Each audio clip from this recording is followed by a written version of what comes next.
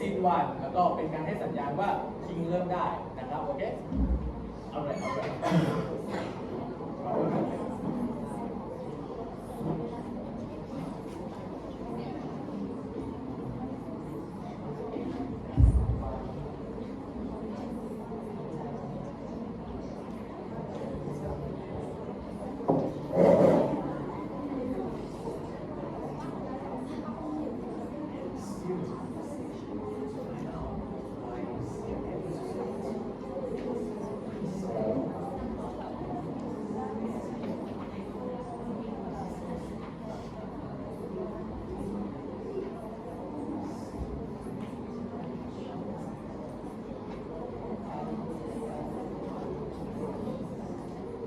Hamlet at 3 And there to conversation to find out why he's believing so crazy, why his normal peaceful state of mind has been reflected with his valid, dangerous solutions. He confesses that he will open when he wants it right. He didn't seem to like the equation. He totally questioned us to our very belief was really down. Was he polite to you?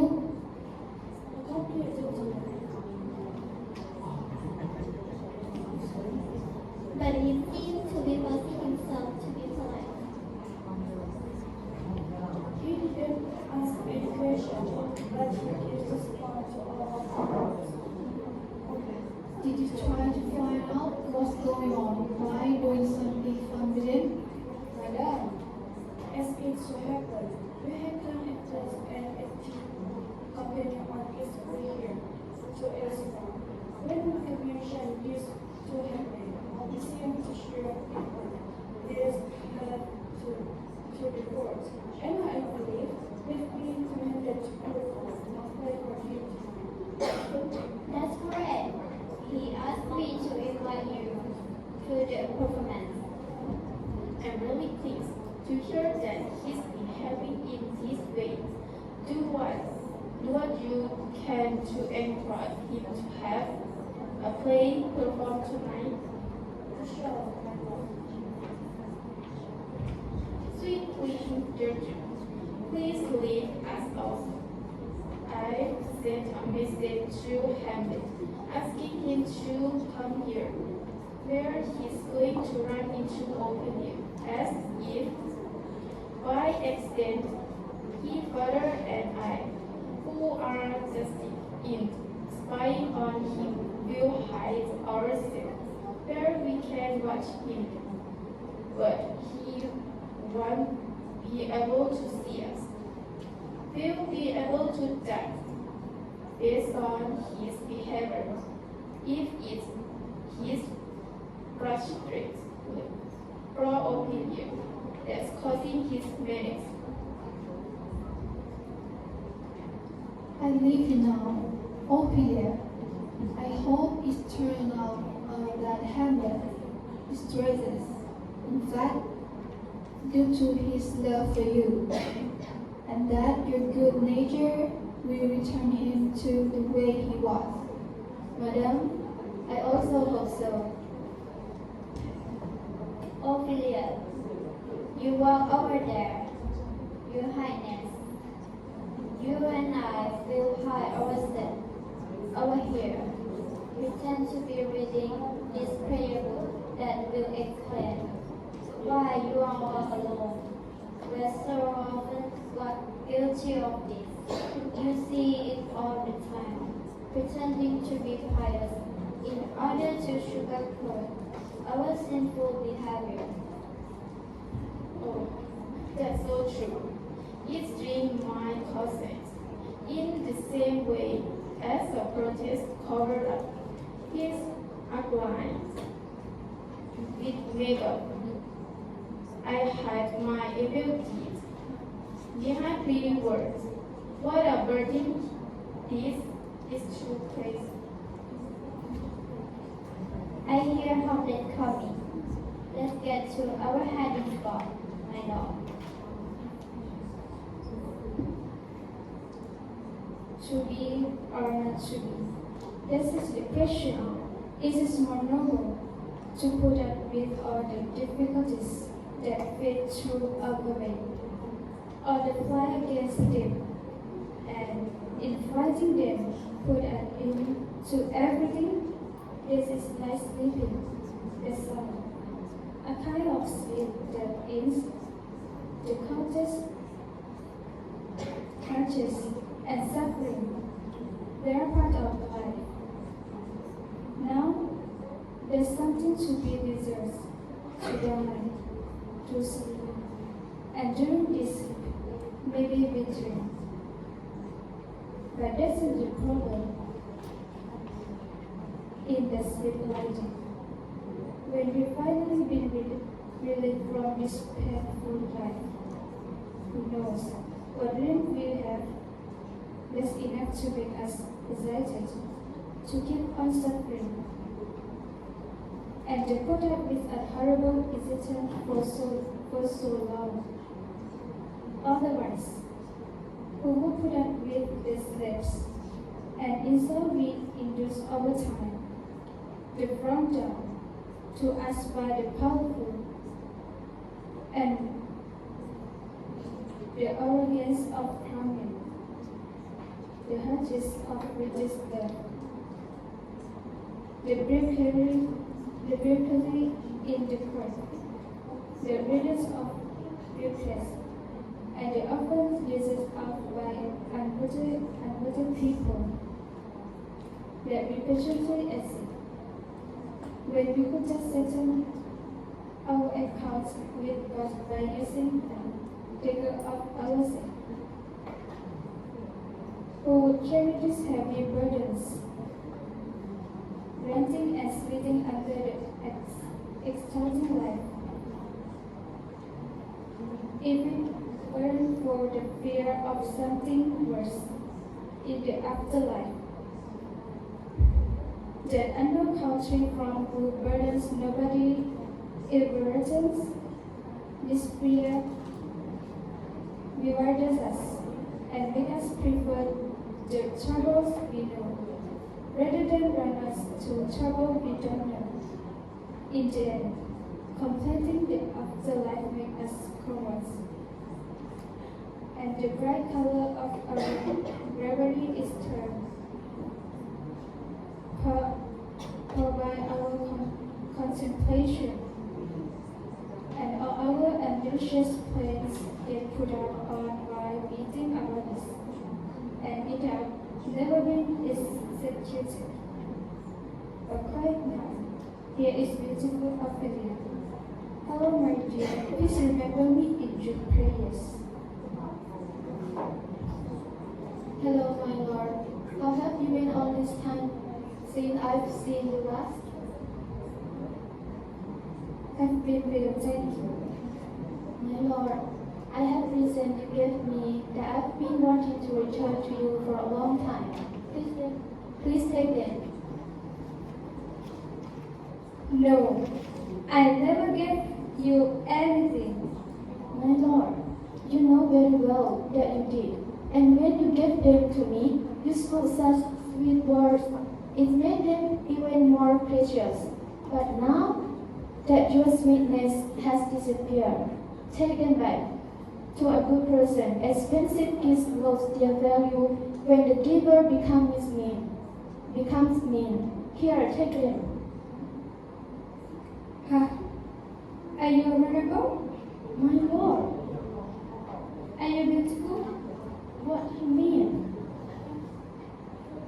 That if you were honorable and beautiful, then your honor should not be associated with your beauty. What better association can there be than between beauty and honor, my lord? You're right. They are in business together. But it's more likely that your beauty will corrupt your honor than your honor will betray your beauty. Once. This seems absurd, but now all you have to do is look around and you will see that it's true. I did love you once. Indeed, my lord, you made me believe it. You shouldn't have believed me. Our good intentions can overrule our natural immoral nature. I never loved you. Then you certainly fooled me. You should go live in a convent for months. Why bring more sinners into the world? I'm a reasonable good person, but I could confess to such sins. This would have been better if my mother had never given birth to me. I'm proud, revengeful, and religious. I've got more evil ideas than I can count, more than I can even imagine. I have time to carry out. Why have more people like me running around? We're all hoodlums. Don't believe any of us. Go, live in a convent. Where is your father? At home, my lord. Then lock the door, so he'll only be able to act the fool in his own home. Goodbye. Oh God, help Hamlet. If you get married, I will give you this curse for a wedding present. No matter how faithful you are, no matter how pure and honorable, you won't escape getting a bad reputation. Go live in a convent. Go. Goodbye. And if you really need to get married, marry a fool. Smart men know all too well that you will cheat on them. Up to convent. Go. And Harry, goodbye. Oh God, bring his sanity back. I know all about women later. God gave you one space, and you make yourself a lover. You dance and strike about with accessory, and use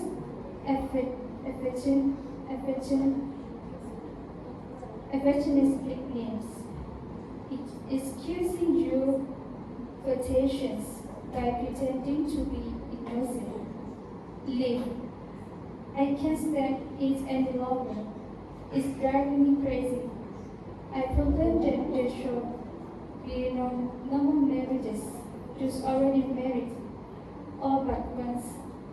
Can go on living together. Everyone is with a single. Go to a convent. Oh, his wonderful mind is gone. He used to have a gentleman's manners, a scholar's mind, and a soldier's mind. He was expected to become the best in the land. He said fashion, and everyone copied his behavior. All eyes were on him. How far down he has sunk, and I, the most desperate,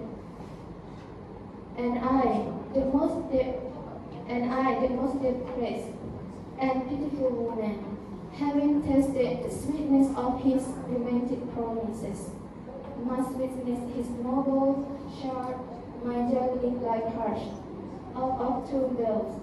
I see what was once the unequal perfection of youth, now ruined by madness.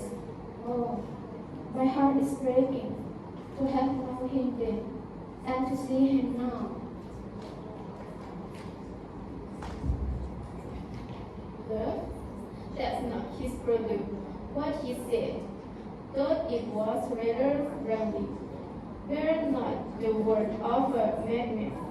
He is keeping something turned up inside that is causing his distress, and I'm afraid it's this class would be dangerous. To prevent that from happening, I've decided that he should go to England immediately for the state purpose of collecting the annual payment which they owe perhaps a sea wall and a different environment will get rid of this unsettling matter that his obsessed over. What do you think? It's a good plan, but I still believe the cause of his great stand. From Ophelia rejects you. Hello, Ophelia. You don't need to tell us what Lord Hamlet said. We heard it all. My lord, do as you please, but if you think it's appropriate, get Hamlet to go see his mother alone after the play. Let her try to discover the source of his grief. Tell her to be very stern with him.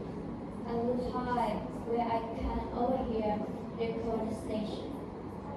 If you can't discover what's going on, send him to England or confine him wherever you think best. It shall be so. We should keep an eye on Hamlet's state of mind because he is powerful.